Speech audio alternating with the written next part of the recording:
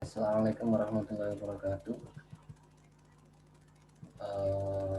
Di video sebelumnya kita sudah ngomong pengantar awal terkait teori yang mendasari adanya TSE. Hari ini kita akan ngomong yang lebih detail lagi terkait persoalan teori psikoanalisis. Di teori psikoanalisis yang diungkapkan oleh Sigmund Freud ini ada banyak hal yang penting untuk bisa teman-teman pelajari semuanya.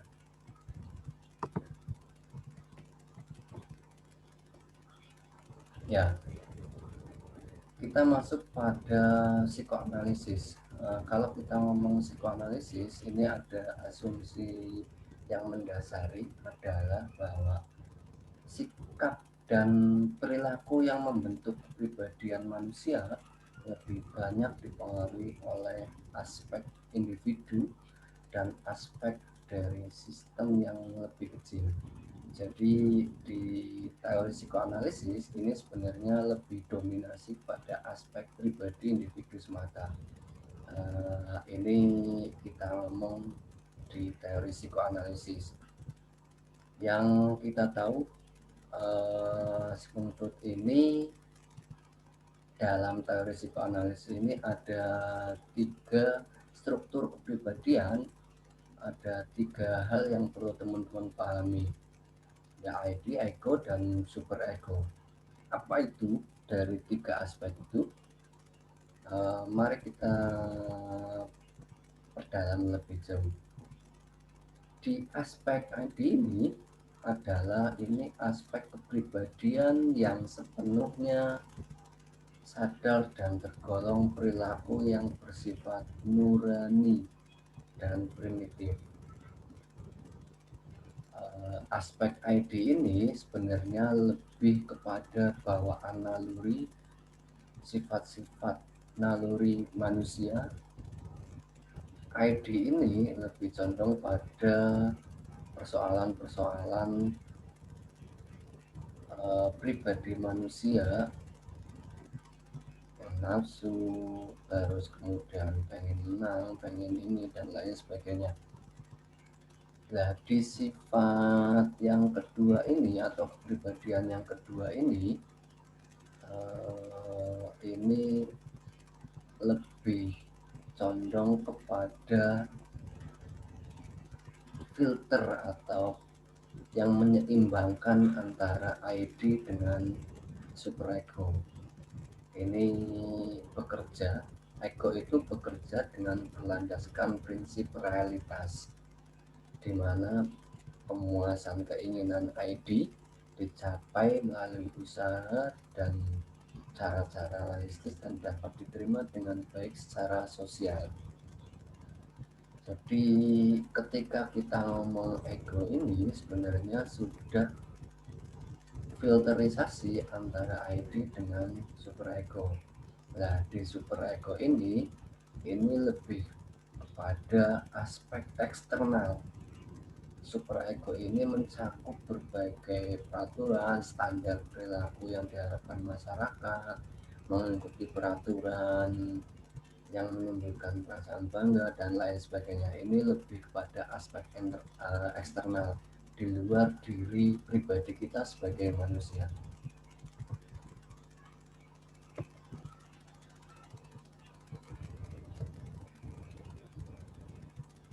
Ya,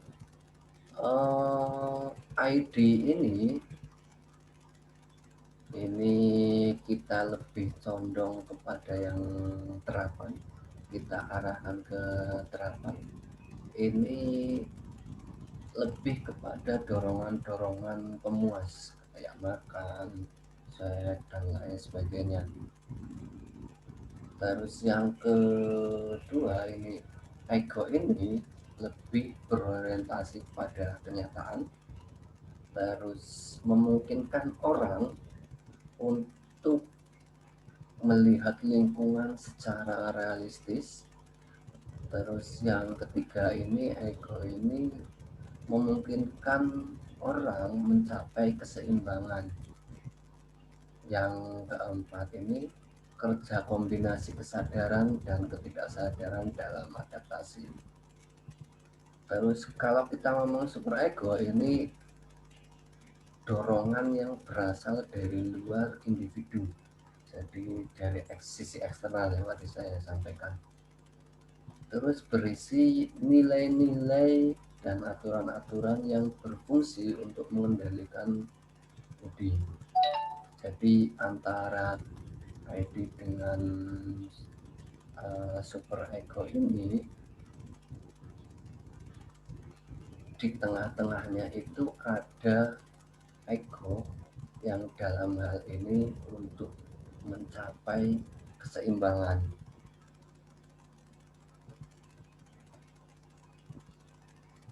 Ya, dalam tiga aspek kepribadian manusia ini sebenarnya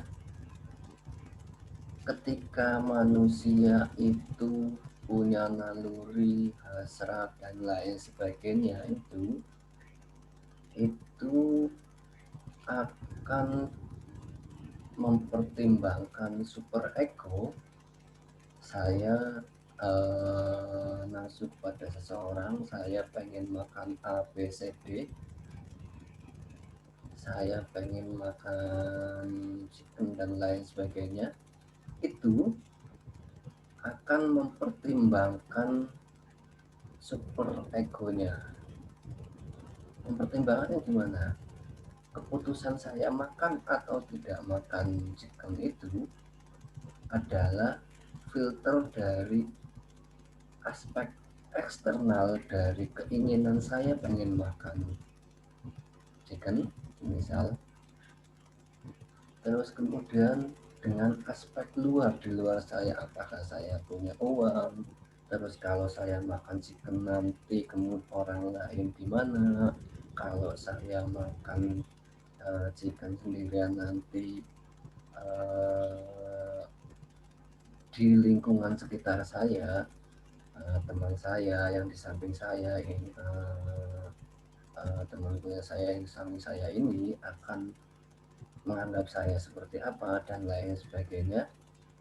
Terus kemudian dari pertimbangan-pertimbangan itu, keinginan pengen makan dengan pertimbangan-pertimbangan eksternal itu kemudian difilter atau disaring, diputuskan melalui keputusan super ego itu. Oh, saya akan makan, nggak apa-apa lah orang lain nggak makan di sekitar kita. Oh, saya akan makan, nanti yang lain akan tak belikan sekalian. Oh, saya akan makan chicken ini karena yang lain sudah pada makan. Itu didasarkan oleh realitas-realitas atau kenyataan-kenyataan berdasarkan dari keinginan ID kita, keinginan pribadi kita dengan faktor eksternal. Itu kalau kita ngomong psikoanalisis ya, secara lebih ini dalam teori psikoanalisis ini lebih kepada aspek pribadi individu.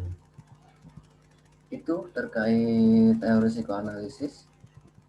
Untuk terapan-terapan dan contoh-contoh dalam aspek pelayanan klien, silakan kalian kembangkan lebih dalam terkait ketika kalian akan menerapkan psikoanalisis dalam pemecahan masalah di kerja-kerja pekerjaan sosial. Sebagai gambaran, mungkin ya, saya pengen melakukan tindakan kekerasan kepada seseorang. Ketika ada korban kekerasan, semisal itu salah satunya pelakunya itu akan didorong oleh dua aspek, yaitu ego dan super ego. Ketika orang itu melakukan benar-benar kekerasan terhadap kalian atau terhadap seseorang tersebut, berdasarkan keputusan-keputusan yang telah diambil. Oh, nggak apa-apa lah, nanti juga nggak ada orang lihat ini, nggak apa-apa kan, paling nanti cuman dikasih sanksi ringan. Oh, nggak apa-apa lah, nanti paling cuman ketika saya melakukan kekerasan kepada si A, paling nanti cuman apa namanya, paling nanti cuma dihukum minimal atau paling kena hukuman sosial, paling cuman dicibir orang dan lain sebagainya. Saya sudah biasa dicibir orang dan lain sebagainya. Atau bisa jadi tidak jadi melakukan. Saya takutlah nanti ada orang melihat dan lain sebagainya. Itu berdasarkan keinginan dia pengen melakukan kekerasan dengan faktor eksternal, pengaruh-pengaruhnya. Di satu sisi dia pengen melakukan kekerasan, di satu sisi dia punya pertimbangan-pertimbangan lain untuk tidak melakukannya, misal. Atau bisa jadi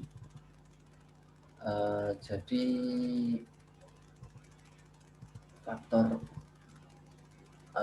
ego atau keputusan-keputusan yang berdasarkan realitas ini tidak pada kecenderungan yang hanya positif saja sebenarnya, tapi bisa juga keputusan-keputusan yang ada dalam kenyataan ego itu dipertimbangkan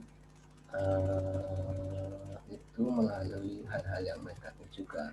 Salah satu contoh mungkin, nggak apa-apa saya akan melakukan kekerasan terhadap si A karena nanti di realita